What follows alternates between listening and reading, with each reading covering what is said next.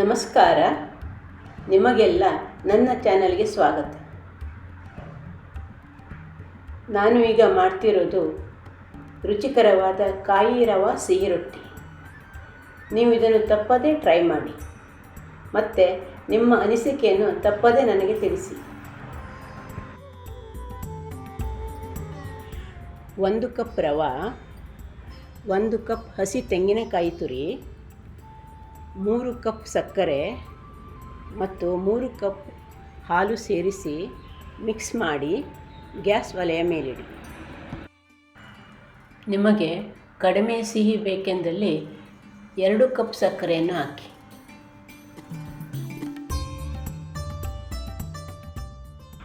ಇದಕ್ಕೆ ಕೇಸರಿ ಮತ್ತು ಏಲಕ್ಕಿ ಪುಡಿಯನ್ನು ಸೇರಿಸಿ.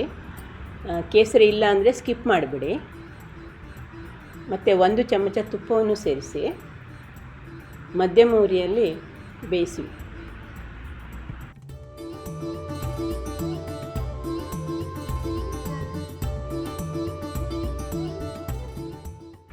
ಸುಮಾರು 10 ನಿಮಿಷ ತಳ ಹಿಡಿಯದಂತೆ ಸೌಟಿನಲ್ಲಿ ಮಗುಚಬೇಕು.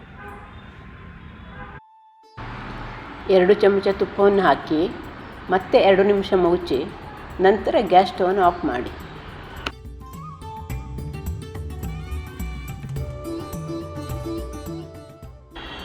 ತಣ್ಣಗಾದ ಮೇಲೆ ಪಾತ್ರೆಗೆ ಹಾಕಿ ಮತ್ತು ಅದಕ್ಕೆ ಬೇಕಾಗುವಷ್ಟು ಗೋಧಿ ಹಿಟ್ಟನ್ನು ಮತ್ತು ಸ್ವಲ್ಪ ಉಪ್ಪನ್ನು ಹಾಕಿ ಚಪಾತಿ ಹಿಟ್ಟಿನ ಹದಕ್ಕೆ ಕಲಸಿ.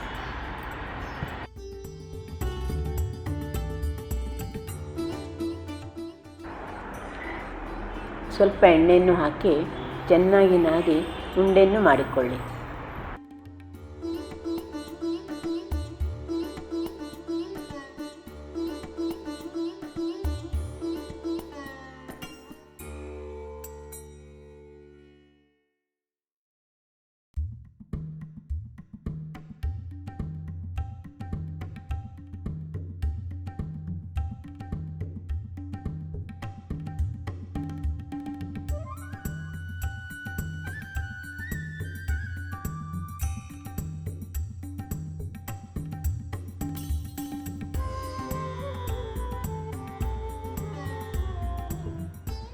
ಒಂದೊಂದೇ ಲಟ್ಟಿಸಿ.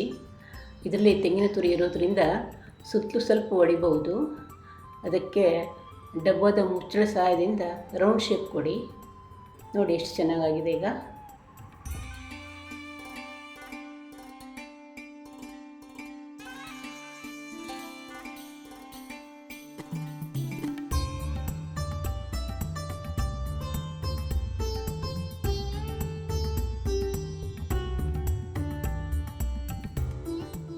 ಇದು ಸುಲಭವಾಗಿ ಲಟ್ಟಿಸ್ಲಿಕ್ಕೆ ಬರ್ತದೆ.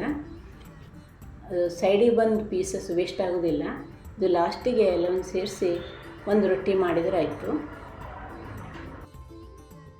ಚಪಾತಿ ಹಂಚಿನಲ್ಲಿ ಒಂದೊಂದರಂತೆ ತುಪ್ಪ ಹಚ್ಚಿ ಎಲ್ಲವನ್ನು ಬೇಯಿಸಿ.